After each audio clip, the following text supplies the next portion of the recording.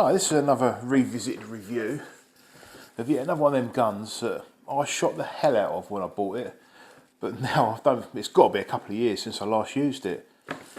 It's a CO2, 2.2 bolt action, full power, SMK Sports Marketing XT501. Some people class it as XS, but this one is actually an XT501 Rabbit Destroyer, which is probably not overly politically correct nowadays. God, it must be 12 years ago I bought this. Put some sling swivels on it. Got a few TR Rob tuning parts inside. Got the barrel band, the TR Rob stainless steel CO2 cap and piercer on the end there. The standard item was plastic, and that was plastic. It wasn't overly wonderful. Put a backdraft silencer on it, which is reversible. It's in its shortest position at the moment, but you can turn it around and make it a little bit longer and make it a little bit quieter. But don't really need it now. It's only really a target plinking gun now. I don't use it for pest control no more, even though it was fantastic at its job. Obviously winter time, the CO2 you've got to be a little bit more careful with because the power drops off, but most of the time this was a fantastic bit of kit. It has shot hundreds and hundreds of rabbits. Got one of my favourite budget scopes on there, BSA 3x9x40 AO. Cracking bit of kit really. Doesn't cost a lot of money but does the job. Nice crisp picture on it, holds its zero. It is nice. Toyed with the idea of fitting a multi-shot conversion, but doesn't really need it. Just turn the power down on it as well. Backed it off half a turn on the screws, so I don't know where it's shooting, but it was about 11 foot-pounds, so it's going to be a little bit safer than it was. Right, let's put some CO2 in. This bit is left-hand thread. Don't know why. Then this bit is conventional thread. That comes off. That piece pulls out. Now we've got a couple of CO2s. They go in back to back. So the first one I put a little dab of silicone oil on the end there. That drops in nose first. The second one, a little bit dab of silicone, that goes in tail first. A tiny little bit of silicone oil on the seal just to help that. That pushes in the end like that. Then that goes on there, and as it screws up, it should pierce the CO2s.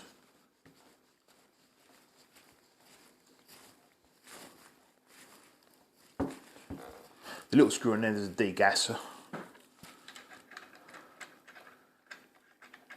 Remember that's left-hand thread, which I always forget, which goes on. Let's just fire a shot, see if it has pierced. Yep. So it is quite quiet. It's one of the few guns I've got as well that do actually like field target trophy. Not many guns that do. Oh, the other thing I did to it as well, standard they've got an automatic safety catch. I've actually disabled that. So you see it's on fire. Still operational. But as you know, automatic safety catches are bloody annoying. It's got quite a wide breach there as well, so it's quite easy to get the pellet in there.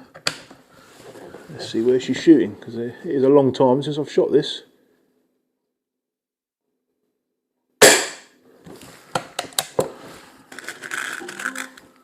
Motion detected at the front door bell. Posty.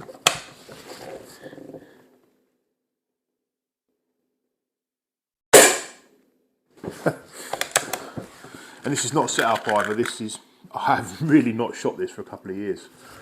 And it is still absolutely bang on.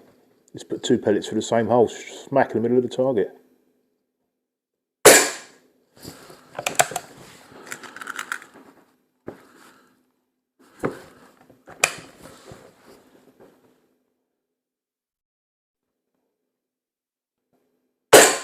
It's got quite a nice trigger as well for a budget gun. Two-stage. It is a plastic trigger guard and that on there, but it works okay. I think it was £100 when I bought it, so that's absolutely no money for a cracking full power gun. Yep, that's just blown the centre completely out of the ball. So I've got a spinner. Yeah, it feels like it's still hitting hard. Batteries have gone flat in the FX chronograph, so I've been too lazy to unscrew it and put three new batteries in, you see, at the moment. So Might have to do that later on.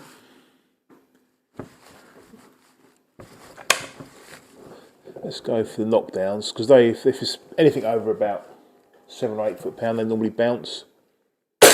Yeah, it's bouncing them, so I'm guessing it's around about 10.5, 11 foot-pound.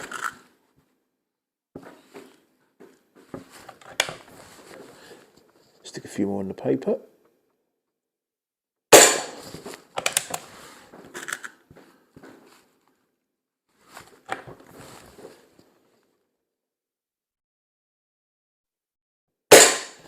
Yeah, all gone for the same hole. It is a cracking bit of kit.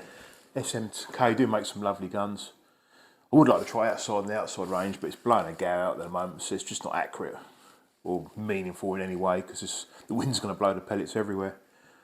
But the only thing I could change on it, bear in mind it's a £100 gun if I wanted to, with just a slightly higher comb on there, because it did come with open sights when it was new, and maybe change the style in here. I don't like the way it comes out there. I prefer if it's flat all the way along. But that's just me being really, really picky. For what it's done in its life, it's been a fantastic gun. It's never let me down. It's been 100% reliable. I hate to think how many thousands of shots that have gone through it. Just a typical SMK gun. Does exactly what it says on the tin. Right, just a closer look at that. We're going to have a look at the target. There's some quite nice grain in the wood as well. It's a nice big bolt action as well. Makes it look a little bit more like a firearm. Turn that over.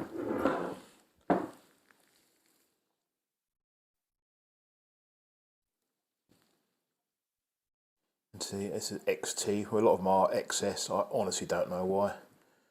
I don't know if that changed over the years. They decided to call it something different.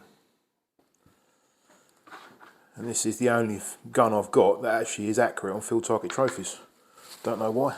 I know a lot of people love them, but I've just not had a lot of luck with them. So look at the target. Admittedly, it is only 10 metres, but it is a £100 gun. You can see, you can't grumble at that, especially if it's not been used for 2 years and it's held at zero absolutely perfectly. Thanks for watching.